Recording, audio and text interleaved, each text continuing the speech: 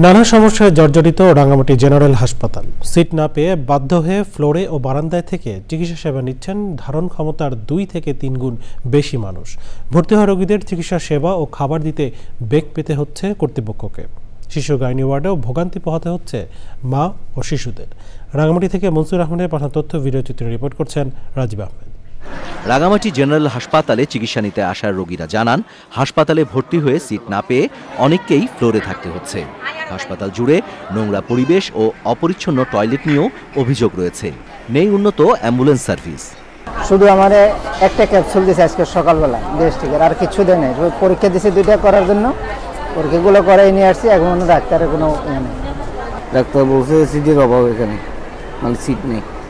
তো সিট না থাকার অবস্থা আমাদের এখানে তো অনেক রুগী এখানে সিট খালি নাই, এই জন্য আমাদেরকে সিট দিছে। এই সিটে আমি ওনাকে লাগছি। যে 250 বেডের নির্ধারণ আছে, সে 250 বেড হলে মনে হয় যে হারে রুগীর সংখ্যা বাড়ছে সেটা তুলনামূলক অনেক।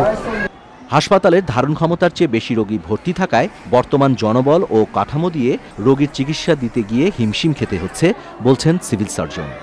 এইরকম স্বল্প চিকিৎসক দিয়ে একেবারে খুব মানসম্মত চিকিৎসা নিশ্চিত করা সম্ভব না। আমরা যদি চিকিৎসক কিছু যদি পাই, তাহলে আমরা অবশ্যই সার্ভিসটাকে খুব স্মুথলি চালু করতে পারবো। দেশের অন্যান্য জেলার চেয়ে স্বাস্থ্যসেবায় পিছিয়ে রয়েছে রাঙ্গামাটি সহ পার্বত্য অন্য জেলাগুলো। এ ব্যাপারে দ্রুত পদক্ষেপ নেওয়ার দাবি স্থানীয়দের। Rajib Ahmed, channel I.